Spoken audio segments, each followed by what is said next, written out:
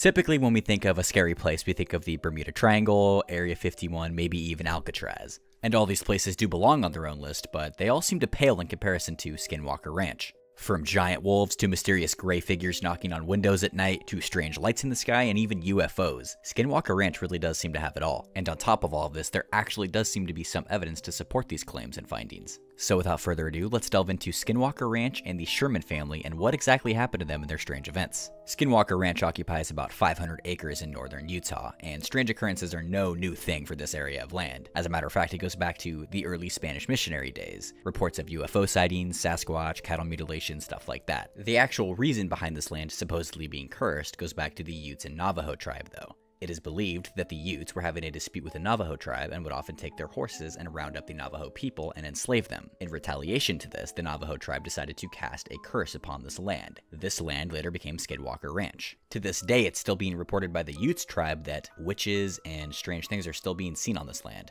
The Utes people describe them as being unusually hairy, large, and often report just seeing strange dogs. This is going to be important for later. The Sherman family was actually shopping for a new homestead to purchase as they were looking for a farm and a place to raise and maintain animals. So when this little 500-acre plot of land popped up in Utah for a relatively cheap price, they figured why not, and they went ahead and purchased it.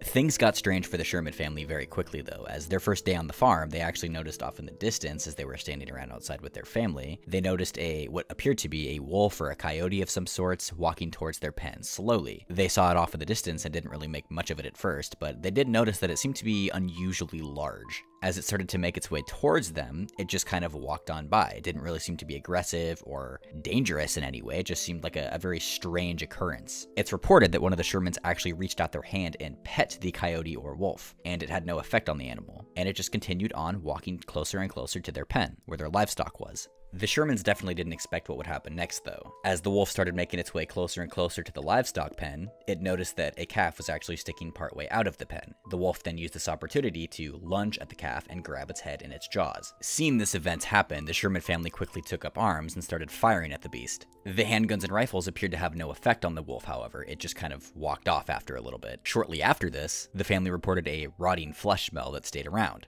This same smell would often be present when anything mysterious would happen on the ranch. It's reported that Terry and his son actually went to track down this wolf. They were able to clearly and visibly see its footsteps in the dirt and mud, and they tracked it to a tree line that was off in the distance at the very edge of their property. Once slightly beyond the tree line, the footprints seemed to magically just disappear.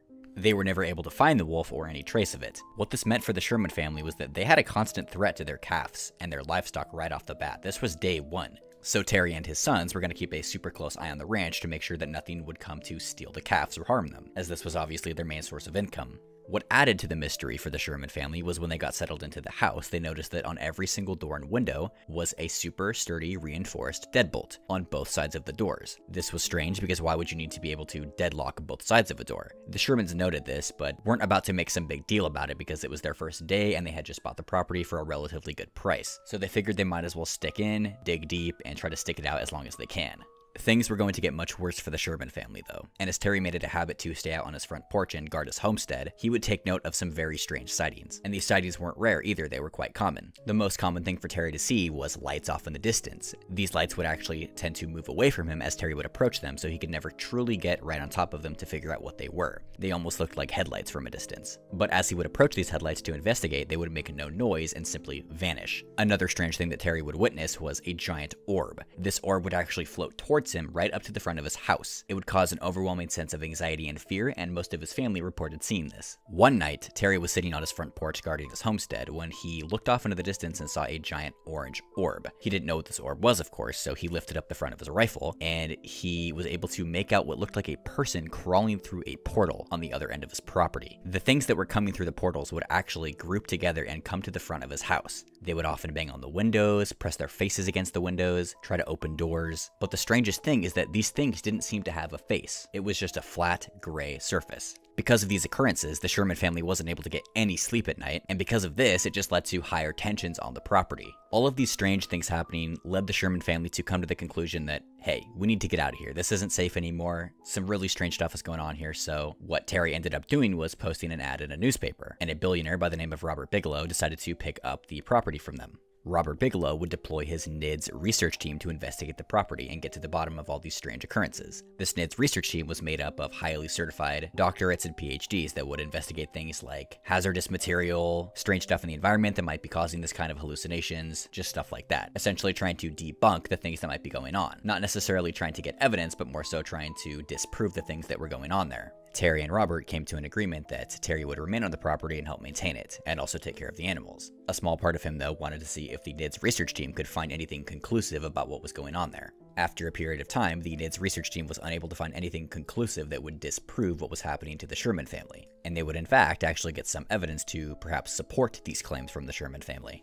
The NIDS research team would often see mutilated and completely dismantled calves and cows all over the property. The cuts on the calves would look like they were done in a professional procedure, and there was never any blood found. There was also some strange lights that were caught at night, and it's reported that one night a NIDS research team was actually set up on two sides of the mountain looking down, and they were able to see the same orb that Terry had saw earlier. They were able to look down and see a figure crawl out of this orb and run up the hill towards them. Unfortunately, this was all before iPhones and the ability to just whip out your phone and instantly have a camera pointed at whatever you were looking at. So if you didn't have a camera set up looking exactly at what you wanted to see, you weren't going to be able to record it. And this is what the NIDS team would often run into. They were never able to have everything set up exactly where they needed it to be to catch these strange occurrences on camera.